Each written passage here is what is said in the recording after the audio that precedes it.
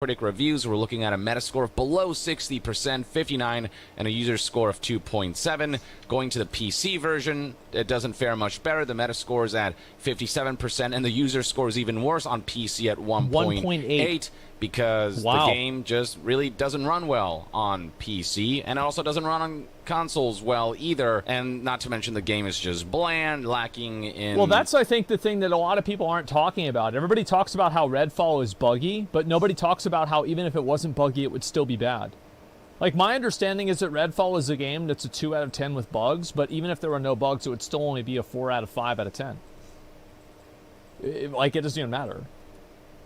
The creative imagination that we're so used to seeing from Arcane, combined with just how underbaked it is, lacking in content, lacking in just so many different areas that I've detailed in previous videos. And then on OpenCritic, if we look at the score here, you'll find a top critic average score of 61%, but I think more important is the percentage of critics who'd actually recommend this game despite the score, and that's where we see a disastrous score of 19%. Yeah, exactly. That's pretty fucking bad. I do find it, I've said this many times, I find it very problematic that critic scores are so vastly different than user scores. It's like critics clearly are not in line with their audience, and I think that's bad. 19% of critics who would recommend this title, not very many. And then if we go to Steam and look at user reviews, things don't fare much better, with the game sitting at a mostly negative review score of 31%.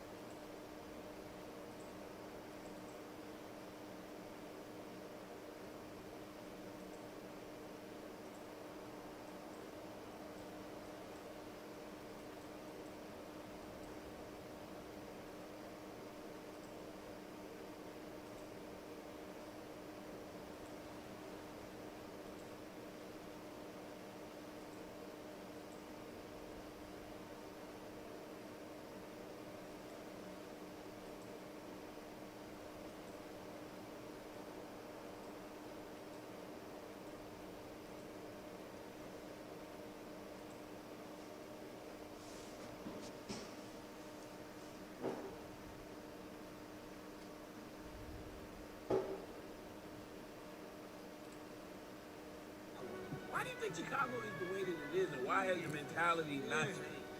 Windy City, Chi-Town, Chirac. Chicago goes by many a moniker, but to an outsider, a few things spring to mind when thinking of Chicago. The Bulls, the Bears, Kanye, and the city's propensity for murder, earning the nickname Chirac in the early 2010s by a stupendously high murder rate, literally worse than Iraq's. More specifically, Chirac being the city's south side and part of the west side.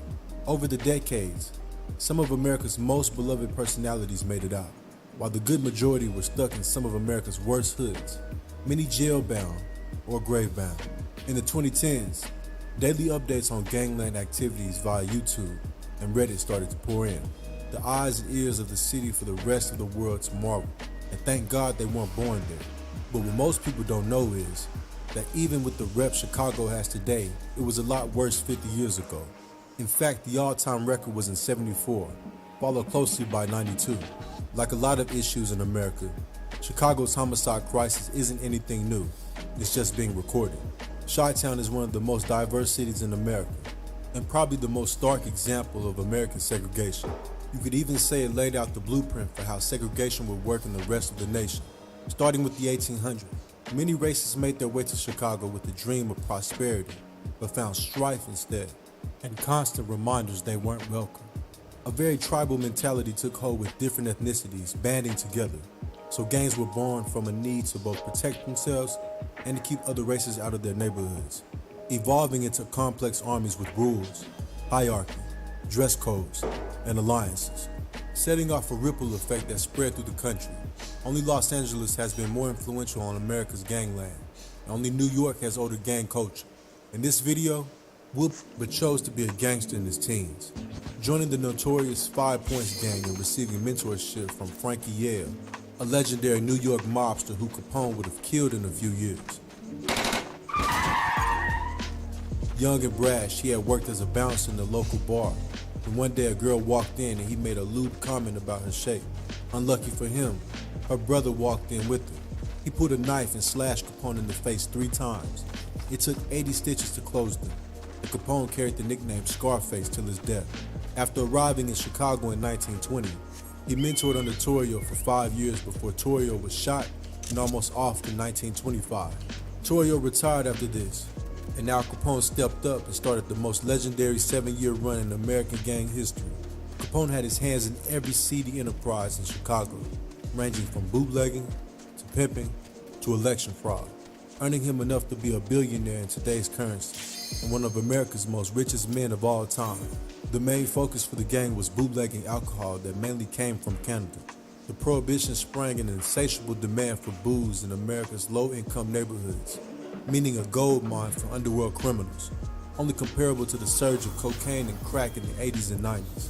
Bootlegging was a violent business though. Capone's Southside gang battled the Northside Irish gang over the 7-year period of Capone's rule. Capone wiped out 3 of the Northside gang leaders in a few years. Al Capone quickly built solid political connections, even controlling the leader of his Cicero neighborhood, which he effectively ran as his gang stomping grounds. He was connected to the city's mayor as well.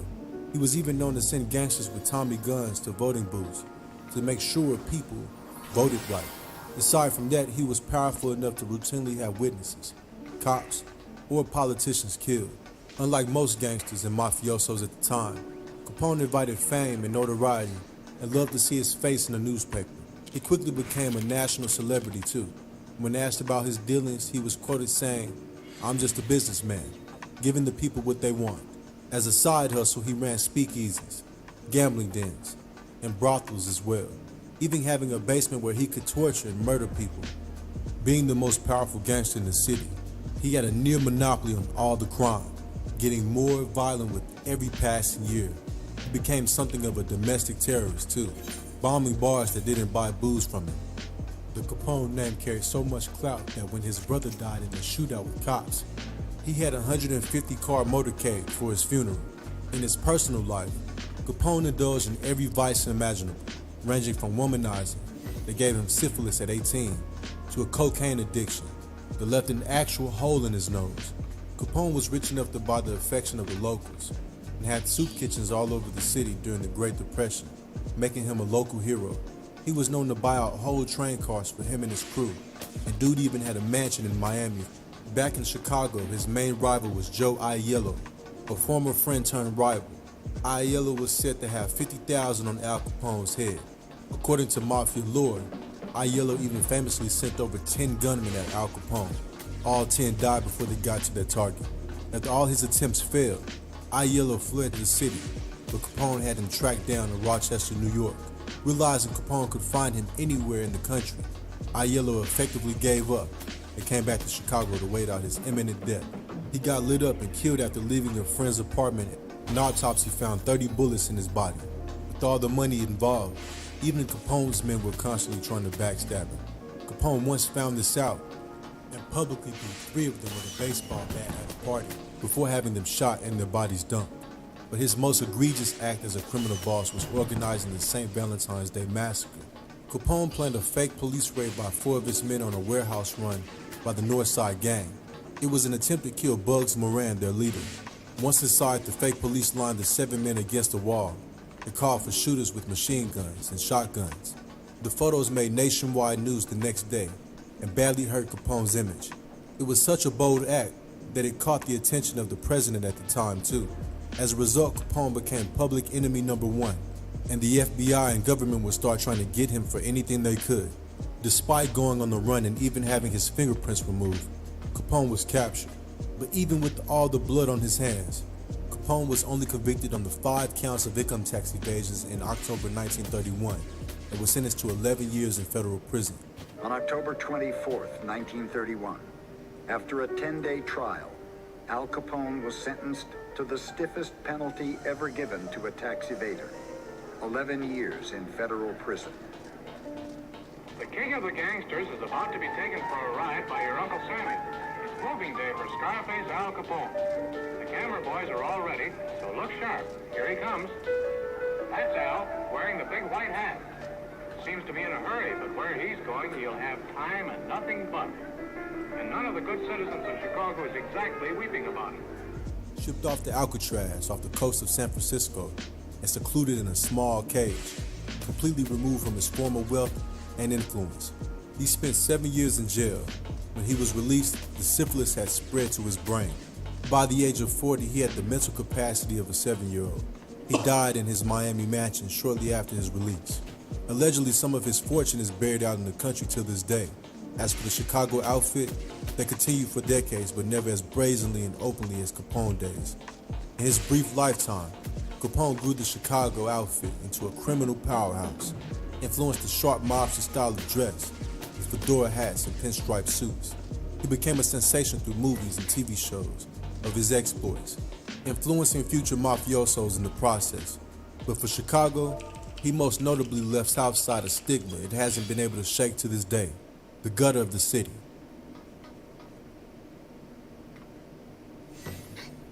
Rowdy kids. Troubled kids headed for trouble.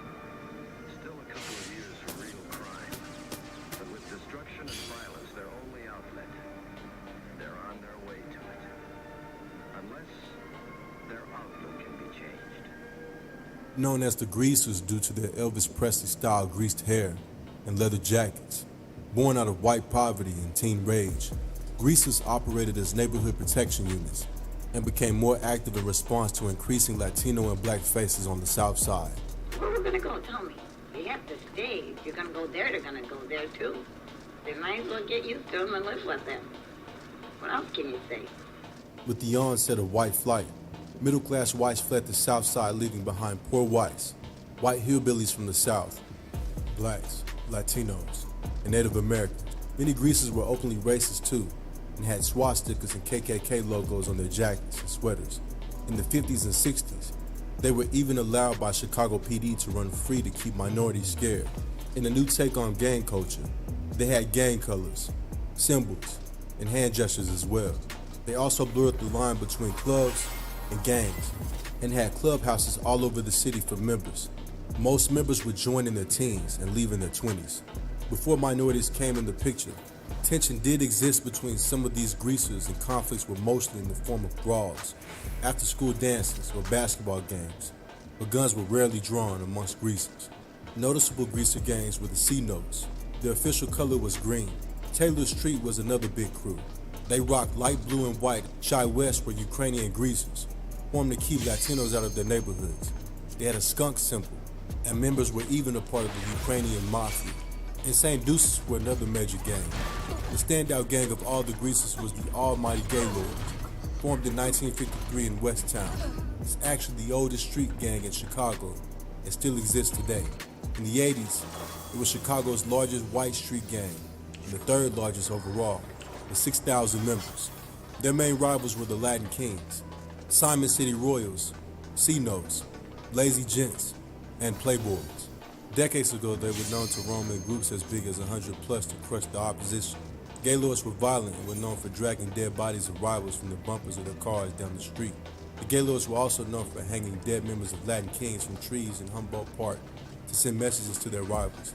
But in 1971, in a moment of unity, they formed the White Power organization because Latino gangs were growing fast. This alliance ended in 1975 when the main mediator, Bimbo, from the Simon City Royals, was killed by the Latin Kings. With Bimbo dead, relations fell apart, sparking up old beefs again. A beloved Gaylord leader, Hunky, was led out by the train tracks and executed by the Simon City Warriors that same year. The Gaylords also gunned down the leader of the insane Poets, Larry Larkin Morris, in April 1975, starting a war with the Poets as well. After these shootings, stabbings and murders between the greasy gangs became more common. The Gaylords and all the other greasy gangs went into a decline in the 1990s. But by this time, the Latin Kings, Black Gangster Disciples, the Vice Lords were the largest gangs in the city. They were making a killing dealing drugs too. The loss of territory and the appeal of money made many greasers switch to Black and Latino gangs. The greasers slowly died off and faded from the gangland after that. Not frequently acknowledged in Chicago gang war, but they were really a big catalyst in the formation of many Black and Latino gangs. It was all downhill from there.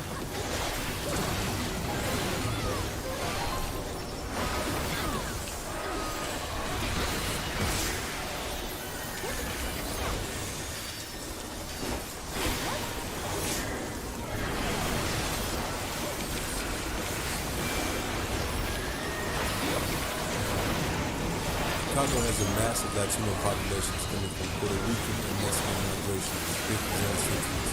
Several gangs emerged in Latino hoods, but standing out from all of them is the largest one, Latin Kings. Latin Kings were founded in 1954 by Puerto Ricans in Humboldt Park, but were originally in Butte, though they only started to get attention after being mentioned in the newspaper in 1965. The original purpose of the gang was to fight back against violence from the Greek and Italian music gangs. Police violence was another big concern and caused the division of street violence in 1966. And after young Puerto Rican was shot by Chicago cops. After this, Puerto Rican and Mexican gangs merged to form the street gangs as it evolved and set itself up in multiple states. Many Serenos and the Norteños outnumbered the Latin Kings in the USA. They have a strict code of conduct for each member and a rule of fear that keeps members in line, because they have a detailed punishment system for members out of line. As such, Latin Kings are almost impossible to get info from. They have been and still are mainly drug pushers, while other side hustles include immigration fraud, robbery, and tax and drug dealers. Uniquely, they also let females in, and Latin Kings are members of the gang. They rock black and gold colors, and every member is required to have Latin King ink as well. The Kings operate like a religion, even having their own prayers, and have 360 units for their chant, Amor de Rey. That means love of the king. A strong gang graffiti culture is normal in Latin King hoods, and usually graffiti that isn't defiled by another gang means there is a strong set out there. Back in the 60s, their main rivals were Almighty Ambrose and Satan Disciples, both Mexican gangs. They had a long-standing beef with the Gaylords as well, and their main allies were the Black Stone Rangers. Though things have changed since then, today there's differing opinions on how different Latin King sets get along with the Black gangs. Like, niggas talking about Cook County, niggas scared to come out of Cook County. This is gonna be a bunch of Mexicans coming out there. GDK, that's what they doing. They gonna try to trick you, blow you around. Oh my God, this is no. Hey, I ain't had everything in Chicago. Man, you gotta be on point. Your ride better be out there to be finding out. You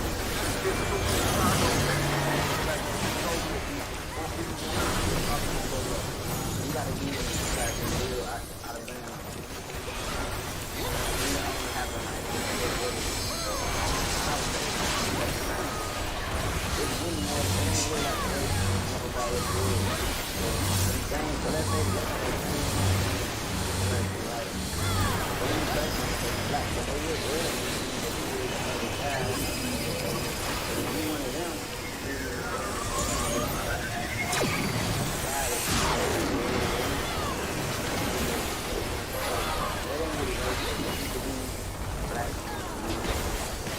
14-year-old Ramon Santos, aka King Pablo, was the founder of the Latin Kings. On May 15, 1964, Mexicans and Puerto Ricans met in Humboldt Park and founded the gang to address beatings of Latino kids. King Pablo had strong ethics and even wanted Latin Kings to have actual degrees before they joined the gang. Teenagers like Scarface, Gino, Don Juan, Black Saul, White Saul, Crazy Man, and even all OGs in the gang. But Gino became the most pivotal one. 51 years ago on June 27, 1971, a 16-year-old Gustavo Colon, aka Gino, got word that Glenn Bear, a Vice Lord, was on the corner of Potterline and Levis Street. Gino and a friend pulled up to the spot, and he spotted Glenn leaving his house. His friend remarked him, No words were exchanged, and Gino approaches. Glenn, while firing shots at him, falls down trying to run away. Gino stands over him and executes him. Gino then approached a girl in Glenn's group with the gun to her head. He smiles at her before pulling the trigger and Glenn is quick. Empty. He spent all his rounds in excitement of killing Glenn. Gino and his friends scurry off into the dark. 2 months later, Gino was picked up by Chicago PD. His friend had already been murdered in an unrelated beat. There was no trouble finding Gino because there were plenty of witnesses to the murder. A year later, he got 30 years. Gino has spent every waking minute of his life in jail since. Given his OG status in the game, before he went on Gino's kid and rank with the Night Kings and took it upon himself to write up a manifesto for the whole game. The guidebook for rules and guidelines for every king had to follow. Punishments for insubordination as well. After Gino drafted the new rules, King Papa was replaced by Gino, age 17. Lord Gino was South Corona and another OG. Baby King was North Corona.